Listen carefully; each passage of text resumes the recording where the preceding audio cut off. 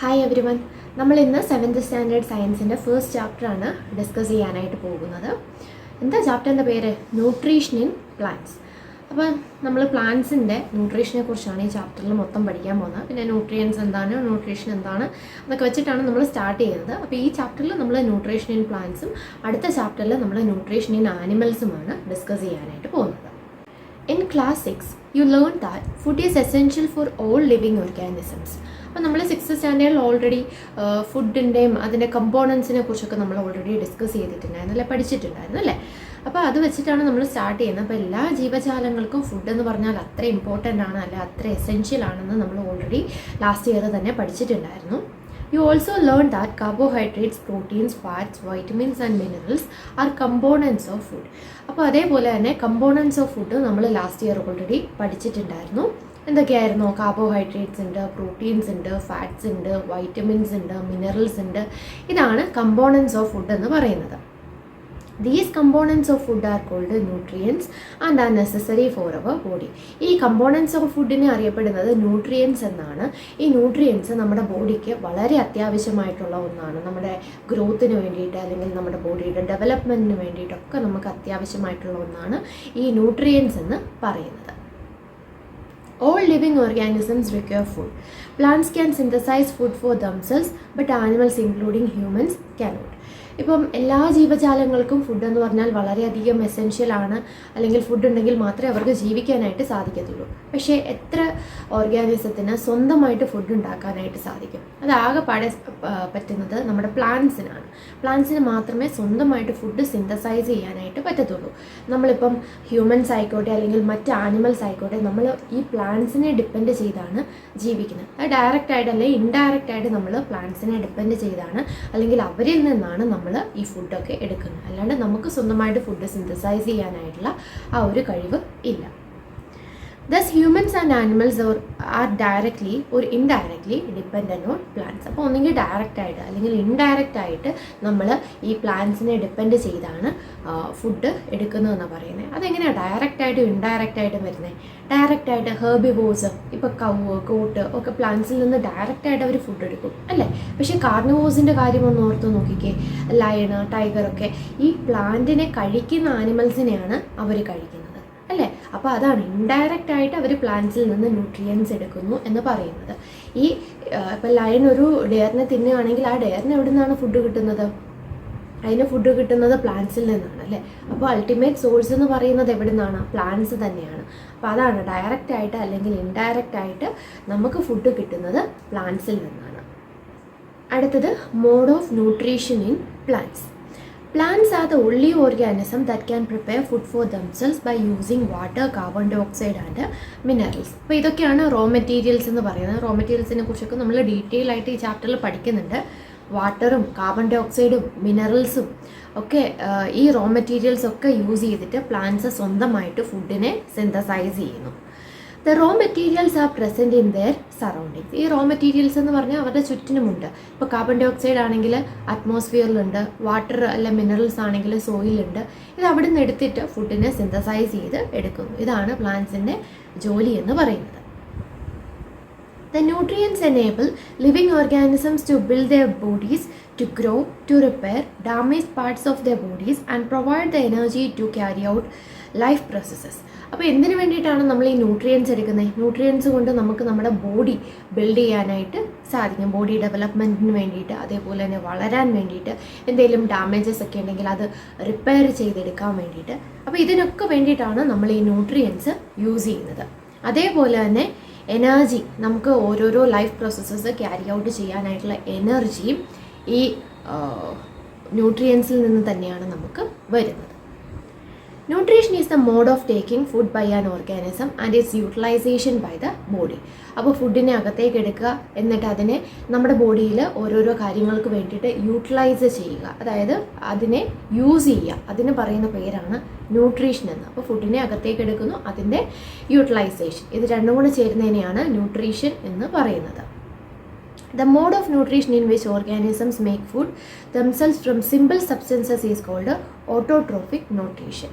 അപ്പോൾ സ്വന്തമായിട്ട് food synthesise ചെയ്യുന്ന ഓർഗാനിസത്തിന് പറയുന്ന പേരാണ് ഓട്ടോട്രോഫ്സ് എന്നും ആ മോഡ് ഓഫ് ന്യൂട്രീഷന് പറയുന്ന പേരാണ് ഓട്ടോട്രോഫിക് മോഡ് ഓഫ് ന്യൂട്രീഷൻ എന്നും. ഓട്ടോ എന്ന് പറഞ്ഞാൽ എന്താ? സെൽഫ്. പിന്നെ ട്രോഫോസ് എന്ന് പറഞ്ഞാൽ എന്താ? നറിഷ്മെൻറ്റ്. അതായത് സ്വന്തമായിട്ട് ഫുഡ് സിന്തസൈസ് ചെയ്യുകയാണെങ്കിൽ ആ മോഡ് ഓഫ് ന്യൂട്രീഷൻ്റെ പേര് ഓട്ടോട്രോഫിക് മോഡ് ഓഫ് ന്യൂട്രീഷൻ എന്നാണ്. Therefore plants are called autotrophs. അതുകൊണ്ട് തന്നെ പ്ലാന്റ്സിനെ ഓട്ടോട്രോപ്സ് എന്നാണ് പറയുന്നത്. ഓട്ടോട്രോപ്സ് എന്ന് പറഞ്ഞാൽ ഓട്ടോട്രോഫിക് മോഡ് ഓഫ് ന്യൂട്രീഷൻ കാഴ്ചവെക്കുന്ന ഓർഗാനിസംസ്. പ്ലാന്റ്സ് മാത്രമേ സ്വന്തമായിട്ട് ഫുഡ് സിന്തസൈസ് ചെയ്യത്തുള്ളൂ. അപ്പോൾ അതുകൊണ്ട് പ്ലാന്റ്സിനെ വിളിക്കുന്ന പേര് ഓട്ടോട്രോപ്സ് എന്നാണ്. Animals and most other organisms take in food prepared by plants. They are called heterotrophs. മറ്റെല്ലാ ഓർഗാനിസംസും, അത് ആനിമൽസ് ആയിക്കോട്ടെ അല്ലെങ്കിൽ നമ്മൾ ഹ്യൂമൻ ബീങ്സ് ആയിക്കോട്ടെ, എല്ലാവരും ഈ പ്ലാന്റ്സിൽ നിന്നാണ് ഫുഡിനെ എടുക്കുന്നത്. അതുകൊണ്ട് നമ്മളെ വിളിക്കുന്ന പേരെന്താണ്? ഹെറ്ററോട്രോപ്സ് എന്നാണ്. ആ മോഡ് ഓഫ് ന്യൂട്രീഷൻ്റെ പേര് ഹെറ്ററോട്രോഫിക് മോഡ് ഓഫ് ന്യൂട്രീഷൻ എന്നാണ്. അതിവിടെ കൊടുത്തിട്ടില്ല. ഹെറ്ററോട്രോഫിക് മോഡ് ഓഫ് ന്യൂട്രീഷൻ, ആ ഒരു പേരും കൂടെ ഓർത്തിരിക്കണം. ഹെറ്ററോസ് എന്ന് പറഞ്ഞാൽ അതർ, മറ്റുള്ളവരിൽ നിന്ന് ഫുഡ് എടുക്കുക അല്ലെങ്കിൽ മറ്റുള്ളവരിൽ നിന്ന് നറിഷ്മെൻറ്റ് എടുക്കുന്ന ആ ഒരു പ്രോസസ്സിൻ്റെ പേരാണ് ഹെറ്ററോട്രോഫിക് മോഡ് ഓഫ് ന്യൂട്രീഷൻ. അപ്പോൾ ഇവിടെ what are the different types of അല്ലെങ്കിൽ ഡിഫറെൻറ്റ് മോഡ്സ് ഓഫ് ന്യൂട്രീഷൻ എന്ന് ചോദിക്കുകയാണെങ്കിൽ ഓട്ടോട്രോഫിക് മോഡ് ഓഫ് ന്യൂട്രീഷനെ കുറിച്ചും ഹെറ്ററോട്രോഫിക് മോഡ് ഓഫ് ന്യൂട്രീഷനെ കുറിച്ചുമാണ് നമ്മൾ എക്സ്പ്ലെയിൻ ചെയ്യേണ്ടത്. അല്ലാണ്ട് ഓട്ടോട്രോപ്സ് എന്താണ്, ഹെറ്ററോട്രോപ്സ് എന്താണെന്ന് എടുത്ത് ചോദിക്കും. അതായത് സ്വന്തമായിട്ട് ഫുഡ് സിന്തസൈസ് ചെയ്യുന്ന ഓർഗാനിസംസ് ഓട്ടോട്രോപ്സും, സ്വന്തമായിട്ട് ഫുഡ് സിന്തസൈസ് ചെയ്യാണ്ട് മറ്റുള്ള ഒരു ഓർഗാനിസത്തിൽ നിന്ന് ഫുഡിനെ എടുക്കുന്ന ഓർഗാനിസത്തിനെ ഹെറ്ററോട്രോപ്സ് എന്നുമാണ് പറയുന്നത്. അപ്പോൾ അത് ശ്രദ്ധിക്കണം. ഓട്ടോട്രോപ്സും ഹെറ്ററോട്രോപ്സും എന്നും ചോദ്യം വരാം, അല്ലെങ്കിൽ ഓട്ടോട്രോഫിക് മോഡ് ഓഫ് ന്യൂട്രീഷനും ഹെറ്ററോട്രോഫിക് മോഡ് ഓഫ് ന്യൂട്രീഷനും ക്വസ്റ്റ്യൻ വരാം. അപ്പോൾ ക്വസ്റ്റ്യൻ ക്ലിയർ ആയിട്ട് മനസ്സിലാക്കിയതിന് ശേഷം ആൻസർ ചെയ്യാം. Now we may ask where the food factories of plants are located, whether food is made in all parts of a plant or only in certain parts. അപ്പോൾ ഇനി ഈ food synthesise ചെയ്യുന്നത് ഏതെങ്കിലും ഒരു particular ഭാഗത്ത് മാത്രമാണോ, അതോ പ്ലാന്റ് മൊത്തത്തിൽ ഫുഡ് സിന്തസൈസ് ചെയ്യുമോ? അപ്പോൾ അങ്ങനെയുള്ള കാര്യങ്ങളാണ് നമ്മൾ ഇനി ഡിസ്കസ് ചെയ്യാനായിട്ട് പോകുന്നത്. How do plants obtain the raw materials from the surroundings? എങ്ങനെയാണ് പ്ലാന്റ്സിന് റോ മെറ്റീരിയൽസ് കിട്ടുന്നത്? നമുക്കറിയാം ഈ ചുറ്റിനും റോ മെറ്റീരിയൽസ് ഉണ്ട് പ്ലാന്റ്സിന്, പക്ഷേ അതെങ്ങനെയാണ് ഈ സൈറ്റിലേക്ക് എത്തുന്നത്? അതായത് ആ ഫുഡ് സിന്തസൈസ് ചെയ്യുന്ന ആ സ്ഥലത്തേക്ക് ഈ റോ മെറ്റീരിയൽസ് ഒക്കെ എങ്ങനെയാണ് എത്തുന്നത്? How do they transport to food factories of plants? അപ്പോൾ ഫുഡ് ഫാക്ടറി എവിടെയാണ്, ഫുഡ് ഫാക്ടറിയിലേക്ക് ഈ റോ മെറ്റീരിയൽസ് എങ്ങനെയാണ് എത്തുന്നത്, അങ്ങനത്തെ കുറേ കാര്യങ്ങൾ നമ്മൾ ഈ ചാപ്റ്ററിൽ ഇനി പഠിക്കാനായിട്ട് പോവുകയാണ്. Photosynthesis, food making process in plants. അപ്പോൾ ഫോട്ടോസിന്തസിസ് എന്ന് പറഞ്ഞാൽ ഫുഡിനെ സിന്തസൈസ് ചെയ്തെടുക്കുക, അതാണ് photosynthesis. Leaves are the food factories of plants. അപ്പോൾ ലീവ്സിനെയാണ് പ്ലാന്റ്സിൻ്റെ ഫുഡ് ഫാക്ടറീസ് എന്ന് പറയുന്നത്. അതായത് ഫുഡ് എവിടെയാണ് സിന്തസൈസ് ചെയ്യുന്നത് അല്ലെങ്കിൽ ഫുഡ് എവിടെയാണ് റെഡിയാക്കുന്നത്, അതിനെയാണ് ലീഫ് എന്ന് പറയുന്നത്, അല്ലെങ്കിൽ അതിനെയാണ് ഈ ഫുഡ് ഫാക്ടറി എന്ന് പറയുന്നത്. അപ്പോൾ പ്ലാന്റ്സിലെ ഫുഡ് ഫാക്ടറി ലീഫ് തന്നെയാണ്. Therefore all the raw materials must reach the leaf. അപ്പോൾ എല്ലാ റോ മെറ്റീരിയൽസും ഈ ലീഫിലേക്ക് എത്തണം. Water and minerals present in soil are absorbed by the roots and transported to the leaves. അപ്പോൾ ഈ വാട്ടറും മിനറൽസും ഒക്കെ സോയിലിൽ നിന്ന് അബ്സോർബ് ചെയ്തിട്ട് ഈ ലീഫിലേക്ക് ട്രാൻസ്പോർട്ട് ചെയ്യാം.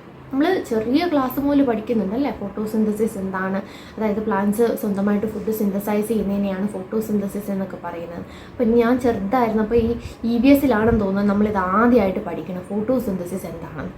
അപ്പം ഞാനിങ്ങനെ ഓർക്കും, നമ്മൾ മനുഷ്യന്മാരും ഫുഡ് ഉണ്ടാക്കുന്നുണ്ടല്ലോ അല്ലേ, നമ്മൾ വീട്ടിൽ ഫുഡ് ഉണ്ടാക്കിയിട്ടല്ലേ കഴിക്കുന്നത്, പിന്നെ എങ്ങനെയാണ് പ്ലാന്റ്സ് ആണ് ഫുഡ് സിന്തസൈസ് ചെയ്യുന്നത്, നമുക്ക് ഫുഡ് സിന്തസൈസ് ചെയ്യാൻ പറ്റില്ല എന്ന് എന്തുകൊണ്ടാണ് പറയുന്നത്? അപ്പോൾ എനിക്ക് അങ്ങനെ കുറച്ച് ഡൗട്ട്സ് ഉണ്ടായിരുന്നു. അപ്പോഴാണ് ക്ലിയർ ആക്കി തന്നത്, നമ്മൾ പ്ലാന്റ്സിൻ്റെ ഓരോരോ പാർട്സ് എടുത്തിട്ട്, അല്ലെങ്കിൽ ഇപ്പം നോൺ വെജ് കഴിക്കുന്ന ആൾക്കാരാണെങ്കിൽ ചിക്കൻ ആയിക്കോട്ടെ, അങ്ങനെ എന്തെങ്കിലും വേറൊരു ഓർഗാനിസത്തിനെ എടുത്തിട്ടാണ് നമ്മൾ കഴിക്കുന്നത് അല്ലേ. ഇപ്പോൾ പ്ലാന്റ് എന്ന് പറഞ്ഞാലും വേറൊരു ഓർഗാനിസമാണ്. അപ്പോൾ അതിൻ്റെ എന്തെങ്കിലും പാർട്സ്, ലീഫ് ആയിക്കോട്ടെ, അല്ലെങ്കിൽ അതിൻ്റെ സ്റ്റെം ആയിക്കോട്ടെ, അല്ലെങ്കിൽ ഫ്രൂട്ടോ, അങ്ങനെ എന്തെങ്കിലും ഒരു ഭാഗം എടുത്തിട്ടാണ് നമ്മൾ ഫുഡ് ഉണ്ടാക്കുന്നത്. അല്ലാണ്ട് നമുക്ക് സ്വന്തമായിട്ട് നമ്മൾ ഫുഡ് സിന്തസൈസ് ചെയ്ത് കൊണ്ടുവരുന്നില്ല. അപ്പോൾ അത് മനസ്സിലാക്കിയെടുക്കാനായിട്ട് കുറച്ച് ടൈം എടുത്തു. അതേപോലെ തന്നെ വേറൊരു കാര്യം, കുഞ്ഞിലേ നമ്മൾ പഠിക്കും ലീഫിലാണ് ഫുഡ് ഉണ്ടാക്കുന്നത്, പ്ലാന്റ്സിൻ്റെ ലീഫിലാണ് ഫുഡ് ഉണ്ടാക്കുന്നത്. ഞാൻ അമ്മയുടെ അടുത്തേക്ക്, അമ്മ എനിക്ക് അവിടെ ഒന്നും കാണാൻ പറ്റുന്നില്ലല്ലോ, ഫുഡ് ഉണ്ടാക്കുന്നൊന്നും കാണാൻ പറ്റുന്നില്ലല്ലോ. ചെറുതല്ലേ, നമുക്കപ്പോൾ എന്തൊക്കെ സംശയങ്ങളല്ലേ വരുന്നത്. അപ്പോൾ ലീഫിൽ ഫുഡ് ഉണ്ടാക്കുന്നൊന്നും എനിക്ക് കാണാൻ പറ്റുന്നില്ലല്ലോ. അമ്മ പറയാം, അത് നമ്മൾ പാചകം ചെയ്യുന്ന പോലെ അവരവിടെ ഒന്ന് കുക്ക് ചെയ്യാമെന്നല്ല അതിൻ്റെ മീനിങ്. ഫുഡ് ഉണ്ടാക്കുന്നുണ്ട്. അത് ഈ പറയുന്ന ഫോട്ടോസിന്തസിസ് എന്ന് പറയുന്ന പ്രോസസ്സിലൂടെയാണ്. വലിയ ക്ലാസ്സിൽ പഠിക്കുമെന്നൊക്കെ അമ്മ അന്നേ പറഞ്ഞു തന്നായിരുന്നു. 4 നമുക്ക് സംശയങ്ങൾ ഇങ്ങനെ വന്നുകൊണ്ടിരിക്കും അല്ലേ. അപ്പോൾ അങ്ങനെ 7th എത്തിയപ്പോഴാണ് എൻ്റെ എല്ലാ സംശയങ്ങളും ഓൾമോസ്റ്റ് മാറിക്കിട്ടിയത്. അപ്പോൾ ഇതാണ് റോ മെറ്റീരിയൽസ്, അതായത് വാട്ടറും മിനറൽസും ഈ പറയുന്ന കാർബോഹൈഡ്രേറ്റ്സും ഒക്കെ ഈ സൈറ്റിലേക്ക് എത്തണം. എന്നാൽ മാത്രമേ ഫോട്ടോസിന്തസിസ് എന്ന് പറയുന്ന ഈ ഒരു പ്രോസസ്സ് ഇവിടെ നടക്കത്തുള്ളൂ. Carbon dioxide from air is taken in through the tiny pores present on the surface of the leaves. ഇനി കാർബൺ ഡൈ ഓക്സൈഡ് ആണെങ്കിൽ ഈ ലീഫിൻ്റെ സർഫസിൽ ചെറിയ ചെറിയ പോസ് ഉണ്ട്. ആ പോസിനകത്തൂടെയാണ് ഇത് കയറി വരുന്നത്. These pores are surrounded by guard cells. These pores are called stomata. ഇത് ഗാർഡ് സെൽസ് ആണ്. ഇതിന് ചുറ്റും കാണപ്പെടുന്ന സെൽസിന് നമുക്കിവിടെ ഓൾറെഡി അടുത്ത പേജിൽ ഫിഗർ 1.2 കൊടുത്തിട്ടുണ്ട്. സൈഡിൽ 2 സെൽസ് കാണാനായിട്ട് പറ്റും. അതിൻ്റെ നടുക്കാണ് ഈ പോസ് വരുന്നത്. ഈ സെല്ലിനെ പറയുന്ന പേര് ഗാർഡ് സെൽ എന്നാണ്. അതിന് നമുക്ക് കിഡ്നി അല്ലേ, നമ്മുടെ കിഡ്നിയുടെ ഷേപ്പ് തോന്നാം, അല്ലെങ്കിൽ ഒരു പയർമണിയുടെ ഷേപ്പ് ഒക്കെ തോന്നാം ഈ ഗാർഡ് സെൽസ്. ഈ ഗാർഡ് സെൽസ് ഓപ്പൺ ആവുകയും ക്ലോസ് ആവുകയും ചെയ്യും. അപ്പോൾ ആ സമയത്താണ് ഈ കാർബൺ ഡൈ ഓക്സൈഡ് ഇതിൻ്റെ ഉള്ളിലേക്ക് വരുന്നത്.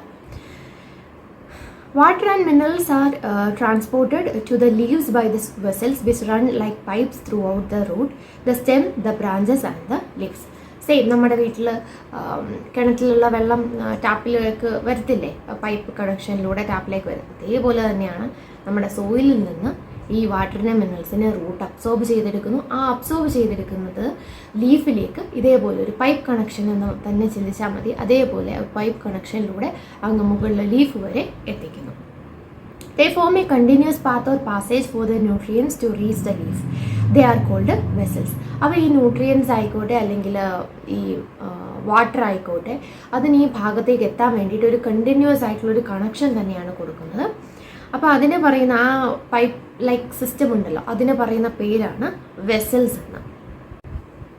The leaves have a green pigment called chlorophyll. ഇനി ലീഫിലാണെങ്കിൽ ഒരു ഗ്രീൻ കളേർഡ് ആയിട്ട്, ഇലകൾക്കൊക്കെ പച്ച നിറമല്ലേ, അതെന്തുകൊണ്ടാണ്? അതിനുള്ളിൽ ഒരു ഗ്രീൻ പിഗ്മെൻ്റ് ഉണ്ട്. അതിൻ്റെ പേര് ക്ലോറോഫിൽ എന്നാണ്.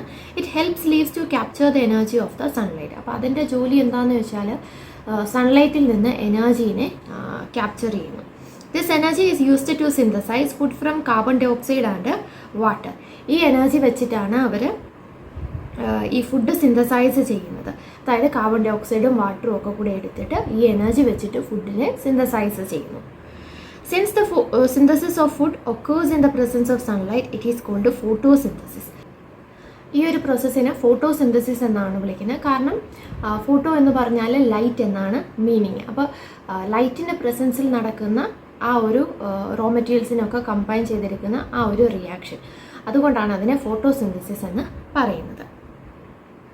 So we find that chlorophyll, sunlight, carbon dioxide and water are necessary to carry out the process of photosynthesis.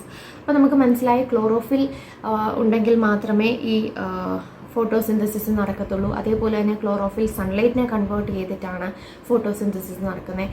അതിൻ്റെ ഒപ്പം തന്നെ കാർബൺ ഡൈ ഓക്സൈഡും മറ്റ് റോ മെറ്റീരിയൽസും ഒക്കെ ആവശ്യമായിട്ടുണ്ട് ഈ ഒരു പ്രോസസ്സിന് വേണ്ടിയിട്ട്.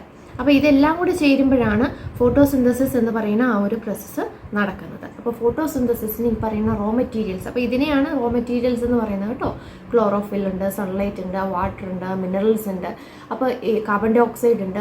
ഈ പറയുന്നതെല്ലാമാണ് റോ മെറ്റീരിയൽസ്. ഈ റോ മെറ്റീരിയൽസിൻ്റെ സഹായത്തോട് കൂടിയിട്ടാണ് ഫുഡിനെ സിന്തസൈസ് ചെയ്ത് എടുക്കുന്നത്. It is a unique process on the earth. The solar energy is captured by the leaves and stored in the plant in the form of food.